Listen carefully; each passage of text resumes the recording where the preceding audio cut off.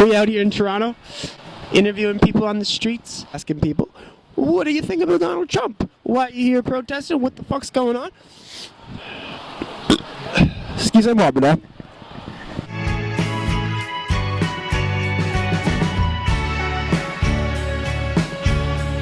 We want to show that we are here to stand up for everyone. Any minority group that's marginalized, we want to stand up for. I'm not protesting against Trump, I'm protesting for Canadian values. So I hope that message gets perpetuated and Canada doesn't lose this identity of who we are. I think Trump is a horrible human being. I'm actually dual citizen, so I have like a double stance on this as a Canadian, what's going to affect me as a Canadian, but going back home to the States, I can't see anything good happening. The whole campaign was run off of hate, and you can't just take that away. I think that he's not a proper solution to the status quo. I believe that the reason as to why most people voted for Trump is because he had we had sexist rhetoric, racist rhetoric, but at the same time, he spoke out against the institutions that ruin people's lives. I think we represent as Greenpeace, a group of love, and we're pro-gender equality, pro-climate science, and Trump is against all of those things, and so we are anti-Trump. I think he's completely unqualified for this job. I think that he doesn't care about all the things that he said he cared about. I think that that he doesn't care about the middle class, about anybody other than himself. I think he's a reality TV star. I think it was a popularity contest for him. It was a game, and he doesn't know what he's in for, and that everything that he said he wasn't going to do, he could be anti-establishment, bring in, break down Washington, be an outsider and a change maker. He's now just brought in the same old, white, that turns out white supremacist Washington insiders who aren't going to change anything. They're all establishment. And then after the Hamilton tweet this morning, I said, stop tweeting and start listening, because it's people's right to tell their government, this is what all the cast of Hamilton said was, these are our concerns, and people who govern need to listen to their people, and he seems to be incapable of that. This is what you get. This communism, this Marxism, that's why Donald Trump got elected. And that's why none of you people saw it coming. Because people are sick of being called racist, they're sick of being called sexist when they're not, just this nonsense. He's the answer to this movement, is why I think he's elected. Donald Trump has played so well into the hands of Salafist militants that Al-Shabaab, Al-Qaeda, Islamic State, all of them have openly praised his work in basically destroying civilization. We can't let someone so unqualified, who uses a rhetoric of pure bigotry, who's going to have the most reactionary and regressive laws, become president. Honestly, I don't really care about the presidency, love and all fair, we just accept who is in president, like Hillary Clinton, if she was president, this will still happen,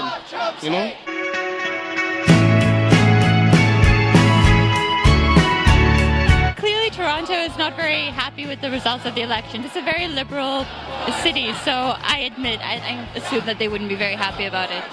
I think if Trump wants to become president for the next 4 years, then he needs to listen to the voices of all Americans, and not just a white minority that he has decided to explicitly listen to. He needs to listen to the voices of the people, and the people include people of color, LGBT, as well as immigrants. All immigrants. I think Trump is just plain dangerous. I think that he spreads hatred. I think that he wants everyone to be afraid of everyone. He's spreading fear of Muslims, fear of immigrants, bigotry, and it's horrifying. I think Toronto is the most cosmopolitan place in the world. I'm proud to be Canadian. I'm proud to live in this plurality.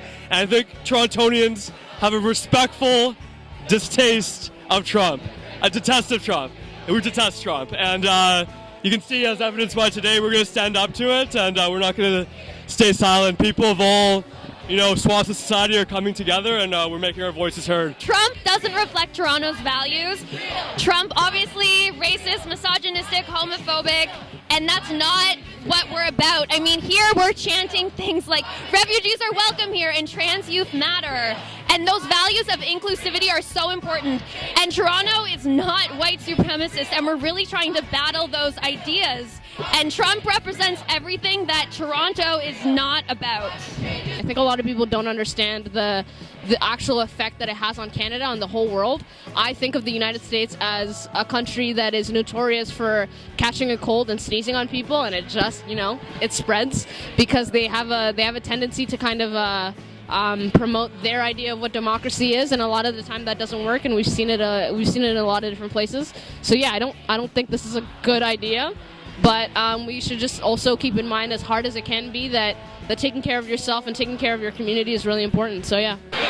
Since the largest group of Latinos in the United States are Mexicans, his comments towards Mexico and the sort of rhetoric that he's stirring is really going to cause a great strain between the relationship between North America and the Latin community. I definitely think that we should respect the fact that he won, that this was democratically done, but we have to make it very clear that all his previous comments, not only towards Latinos, but towards Muslims, towards women, towards the black community, towards immigrants, and so on and so forth, have to be addressed, and he has to make up for them. Fuck that guy. That guy is such a bigot, sexist, fascist piece of shit. It's just incredible that he's even allowed to run for office, never mind win. The American people need to stop and take a look at themselves and go, hey, did we fuck up? Yeah, they fucked up. I think, according to statistic, Trump is the only president so far that led a campaign with the least amount of money. I said Hillary had 800 employees. He had 138. I don't know. From a business perspective, I think he might be good for North America. But I don't know. I can't. All politicians are nice at the beginning, but different at the end. I think we got to make the best of this terrible situation, right? Both the candidates were horrible. He's just the worst of the two. I'm not from Toronto. I'm actually from Thunder Bay, but I just think that he's a big bully, and I don't think that any of the points that he's ever made are valid. And I think that no one's illegal. I mean, everyone deserves to be welcome anywhere except for people who hate. Love Trump's hate. He's horrendous and atrocious, and he's a symbol of hate, and his supporters will, with his election, will be enabled to be even more awful than we originally anticipated.